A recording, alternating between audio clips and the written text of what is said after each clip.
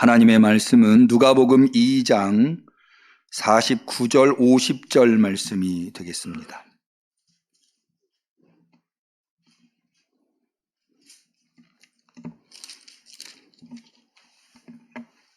신약성경 91페이지 부활절 두 번째 주일에 사모하는 심령으로 주 앞에 나온 우리 성도들에게 주신 소중한 하나님의 말씀 누가복음 2장 49절 50절 말씀을 우리 모두 성심으로 하나가 되어서 같이 하나님의 말씀을 소리내어 봉독하도록 하겠습니다.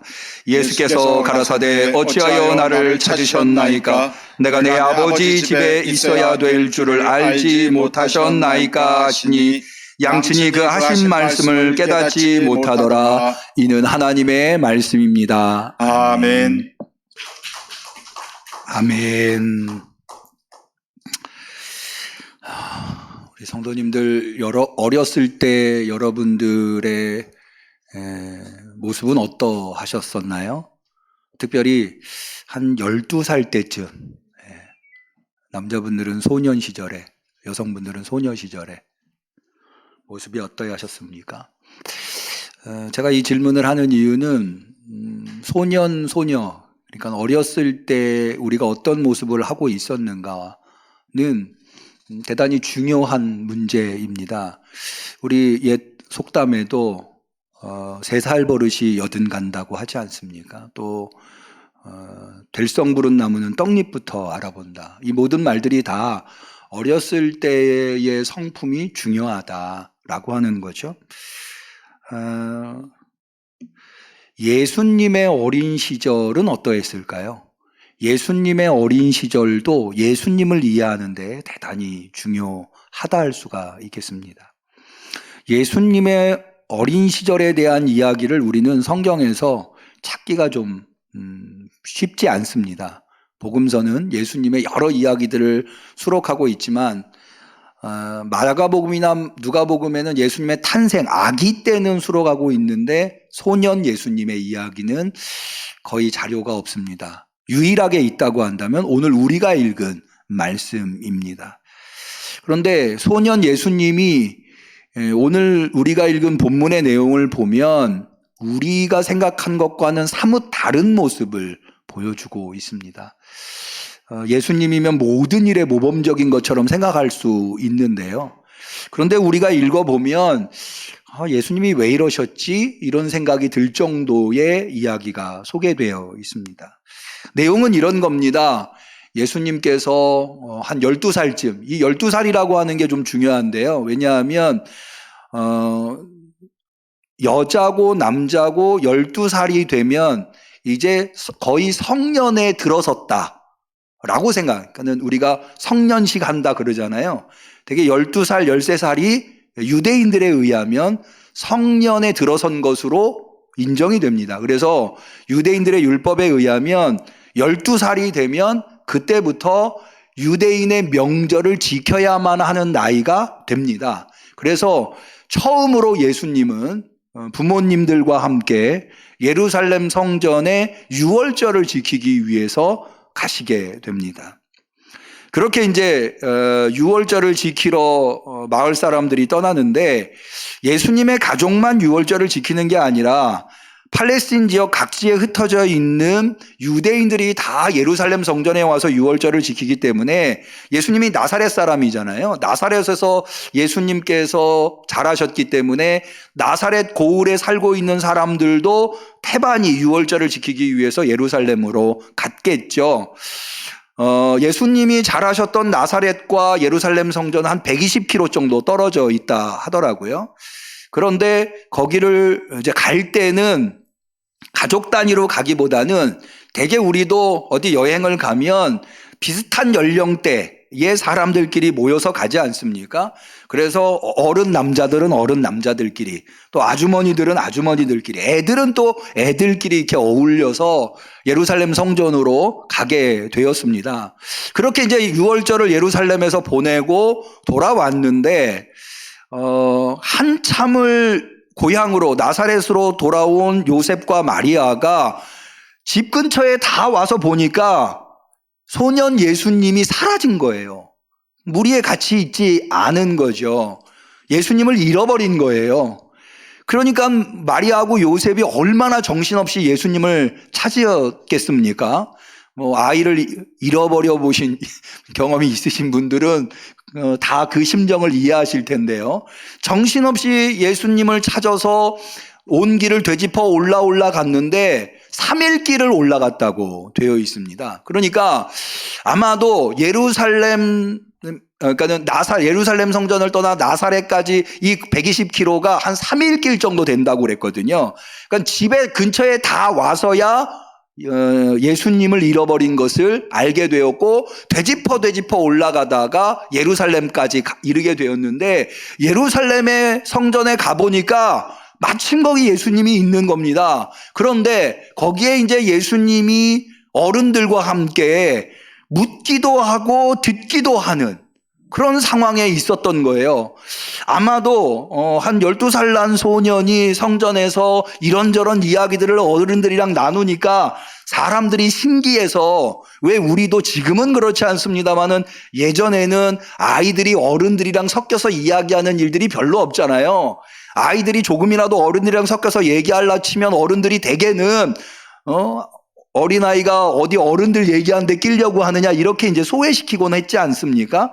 그런데 아마도 예수님이 하시는 말씀이 상당히 사람들의 귀를 자극한 것 같아요.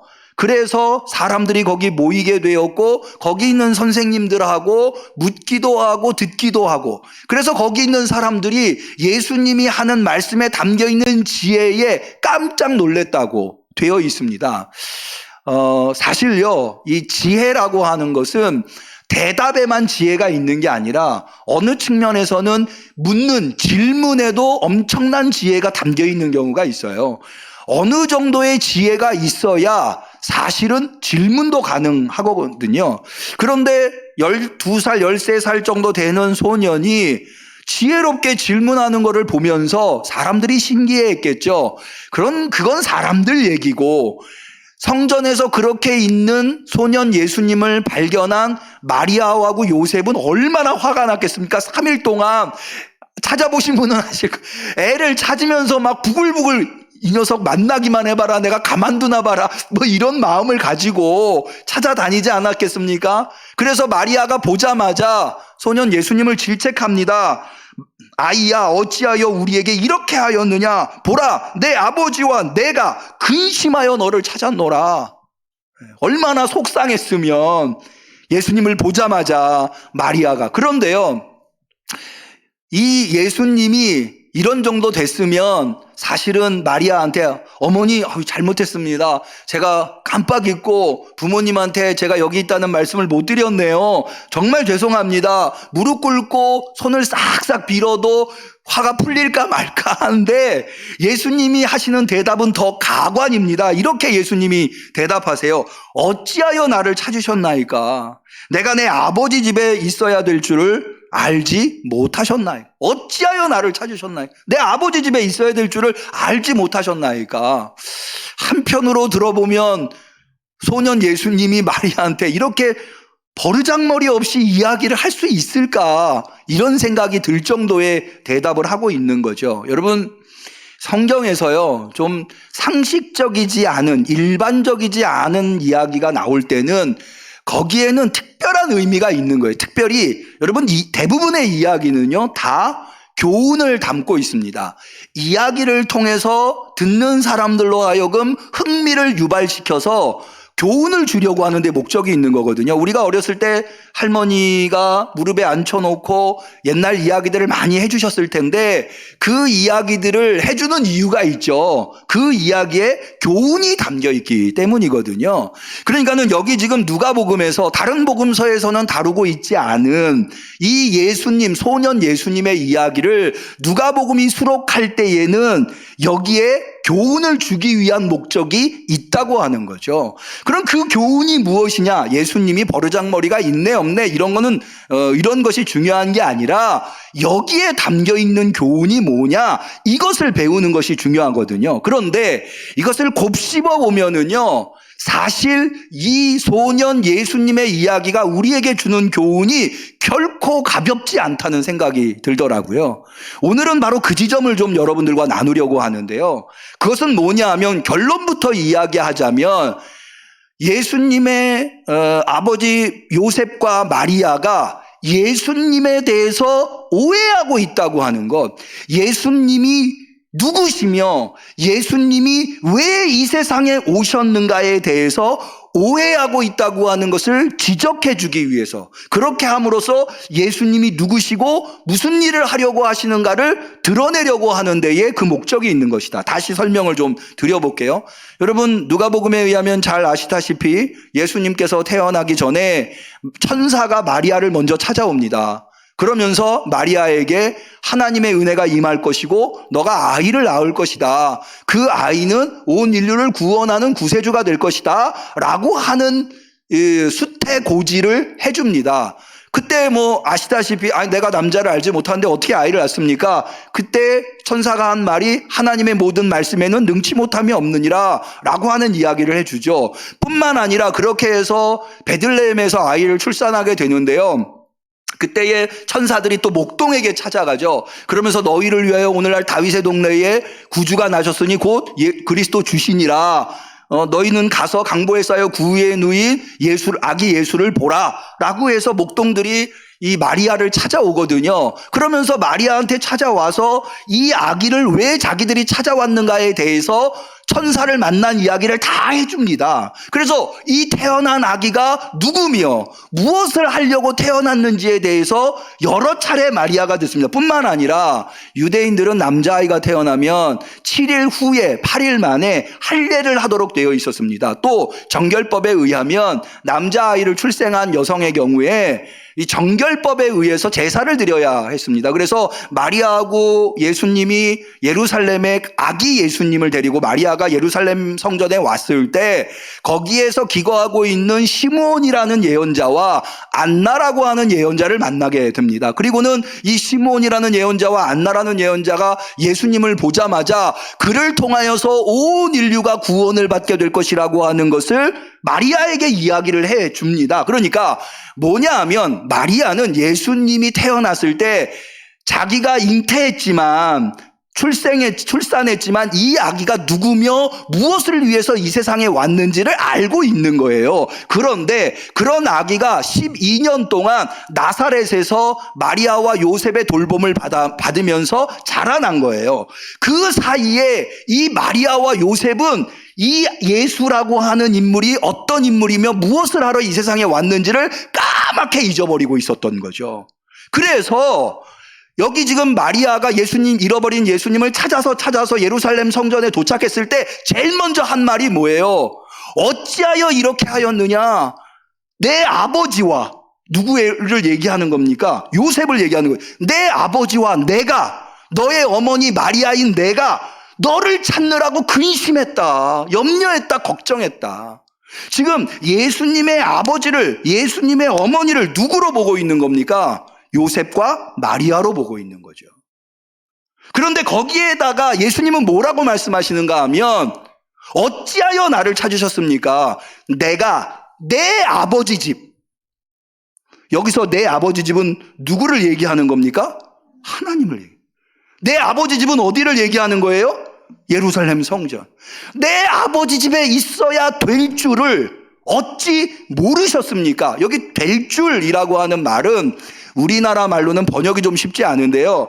헬라어 데이라고 하는 조동사가 사용이 됐습니다. 이 조동사는 should나 must에 해당하는 의미를 가지고 있는데 이거는 사실은 should나 must보다도 더 강력하게 하나님이 부여하신 사명을 수행하려고 할 때 사용되는 조동사입니다. 그러니까 하나님께서 시키신 일을 난 그 일을 해야만 한다 라고 할 때, 마치 예수님께서 내가 예루살렘에 가서 대제사장들과 서기관들과 바리새인들에게 고난을 받고 십자가에 죽으시고 3일 만에 살아나야 할 이라고 할 때 그런 것들이 바로 데이라고 하는 조동사가 사용되는 거거든요. 그러니까는 예수님은 하나님으로부터 부여받은 사명이 뭐냐면 아버지 집에 있으면서 아버지 집에서 해야 할 일이 있다고 하는 것. 하나님 아버지 집에서 해야 할 그것을 마리아하고 요셉은 예수님이 태어날 때 수많은 방법으로 들었고 알게 되었지만 12년 동안 자기 손에서 어린 예수가 자라나면서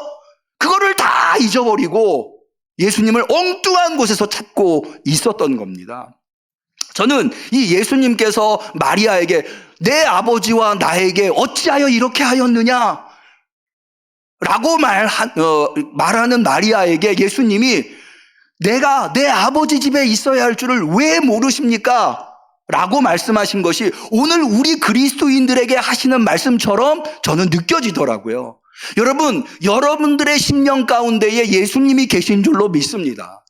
여러분들 심령 가운데 예수님이, 여러분들의 마음 가운데 예수님이 계시니까 오늘도 이날 수많은 사람들이 들로 산으로 놀러 다니고 또 요즘 감기가 많이 유행하더라고요. 그래서 집 밖에 못 나가는 몸이 아프. 그럼에도 불구하고 어떻게 해서든지 내가 주 앞에 나가야 되겠다고 하고 나오신 것 아닙니까? 그런데요, 거기서 한 걸음 더 나아가서 제가 한번 질문해 볼게요. 여러분 마음 가운데에 예수님은 어디 계십니까? 예수님을 정말 제대로 된 곳에 모시고 예수님이 있어야 할 곳에 예수님을 모시고 계십니까? 예수님은 누구십니까? 예수님은 우리에게 어떤 분이시며 우리에게 무엇을 해주시려고 오신 분이십니까? 예수님은 우리를 죄에서 구원해 주러 오신 분이십니다. 믿으시기를 바랍니다. 예수님은 우리를 영생으로 하나님의 나라로 이 땅에서 잘 먹고 잘 살기 위해서 이 세상에 우리를 찾아오신 분이 아니라 우리를 이 세상에서 죄로부터 해방시켜 영원한 나라인 하나님의 나라에서 영생을 누리도록 우리를 인도하시기 위해서 오신 분이 예수님이십니다.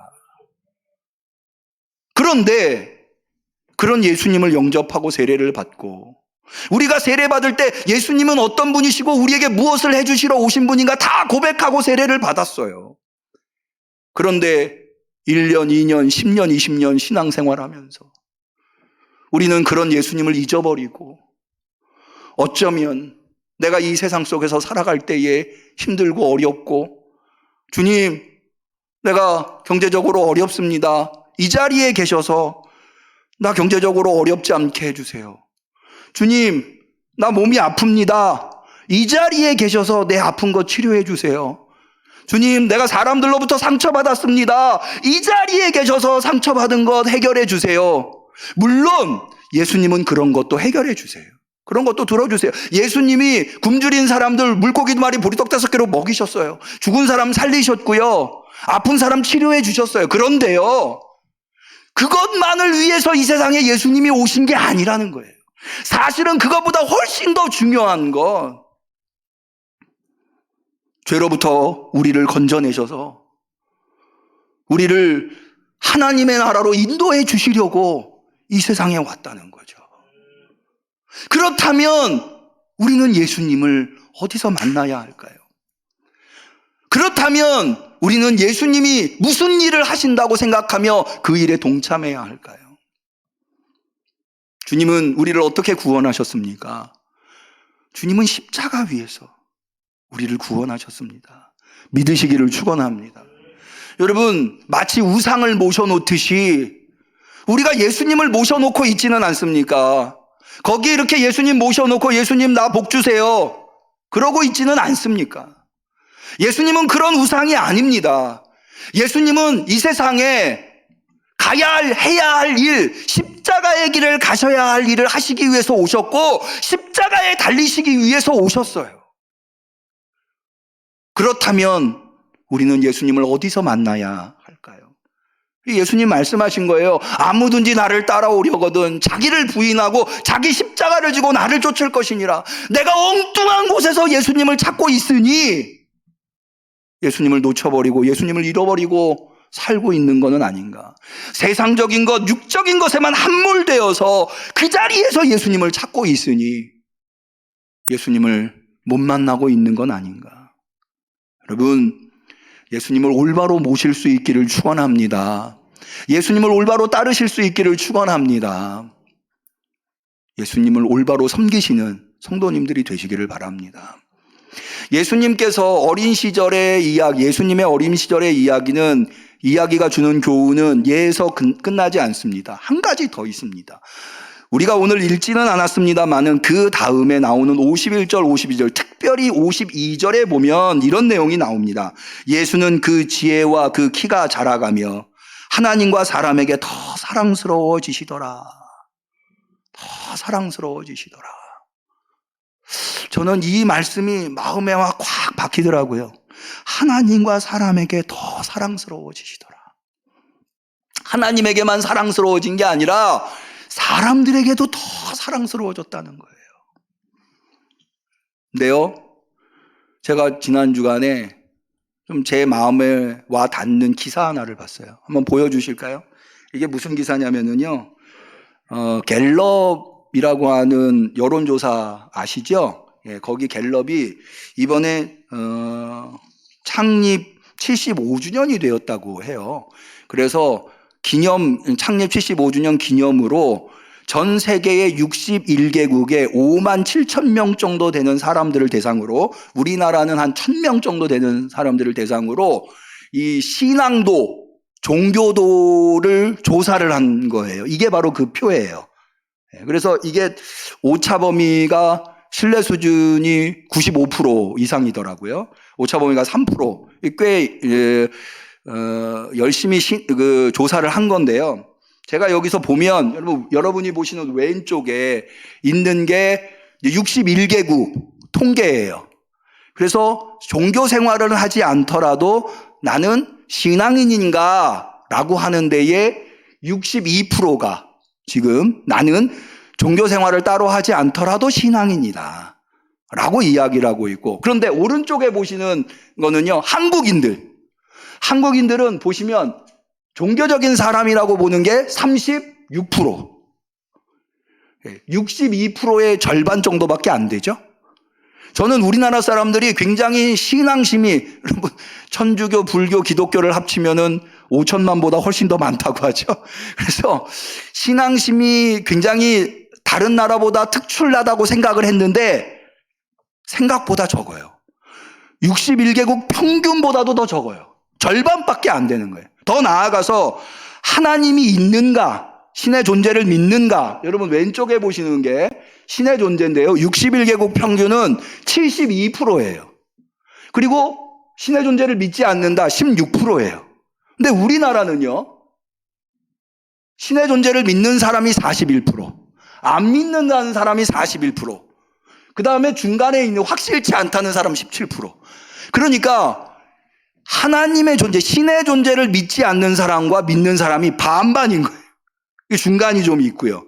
사실은 모르겠다라고 이야기하는 사람들은 믿지 않는다는 쪽으로 본다고 한다면 믿는 사람보다도 믿지 않는 사람이 훨씬 더 많아요. 그거는 신이 있다고 믿는 61개국 72%에 현저하게 떨어지는.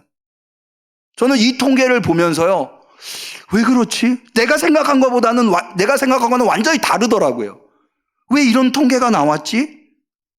이게 신뢰 수준이 95%예요. 저는 오늘 이 말씀을 보면서 두 가지가 생각이 나더라고요. 하나는 뭐냐 하면, 여러분, 왜 여러분 주변에 있는 가장 가까이 있는 신앙인들이 누구겠어요? 그리스도인들 아니겠어요? 교회 다닌다는 사람들. 교회 다닌다고 하는 사람들조차도 세상 사람들이 볼 때 일상을 보면 하나님이 있다고 생각하지 않는 것처럼 보이는 거예요. 그러니까 이런 통계가 나오는 게 아닌가. 또 신앙인들이 매스컴을 통해서, 물론 매스컴은 너무 자극적인 내용들만 나오고 있어서 늘 교회나 그리스도인들에 대해서 부정적인 것들만 이야기해서 그렇긴 한데요, 그럼에도 불구하고 그런 빌미를 너무 많이 주고 있다는 거예요.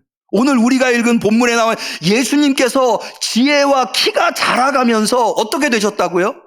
하나님과 사람들에게 더 사랑스러워지는지라. 오늘날 우리 한국교회의 성도들이 이게 안 되니까, 여러분, 이 말씀이 그냥 보면 당연한 것처럼, 아니 소년이 잘하니까 지혜도 잘하고 키도 잘하는 거 아니겠느냐 생각하실 수 있는데요. 아까 말씀드린 대로 예수님은 이 땅에 하나님의 아들로 오셨어요. 믿으시기를 바랍니다. 그런데 하나님의 아들로 얼마든지 완성된 존재로 이 세상에 오실 수 있으셨어요. 그런데 예수님이 나이가 드시면서 지혜가 자라났다는 거예요. 여러분, 오늘날 한국교회 성도들 중에는요, 겉으로는 난 부족한 사람입니다, 나는 연약한 사람입니다, 내 신앙은 보잘것없습니다 라고 하지만 나만 옳고 다른 사람은 틀리다 라고 생각하는, 전혀 잘할 줄 모르는 사람들이 얼마나 많은지 몰라요. 근데 예수님도 잘하셨다는 거예요. 하루하루 우리도 잘해요. 자기가 완성된 존재다, 자기가 옳다, 자기만이 선이다, 이렇게. 여러분, 독선이라고 하는 게 별거 아니에요. 나만 옳다고 홀로 독자의 착할 선자가 나만 착하다 이렇게 생각하는 게 독선이에요. 그런 사람들은 잘할 수가 없어요. 내가 부족함을 느끼고 내 연약함을 느끼고 늘 배우려고 하는 자세. 그리고 이 자라나는 것에는요, 방향이 중요해요. 어떤 방향으로 자랄 것이냐. 근데 예수님은 어떤 방향으로 자랐대요? 하나님에게 사랑을 받고, 거기서 그치는 게 아니라 사람들에게도 사랑을 받았다는 거예요. 근데요, 저는 여기에 어떻게 이렇게 예수님이 하나님에게도 사랑을 받고 사람에게도 더욱더 사랑을 받게 되었는지 비결이 나와 있다고 봐요.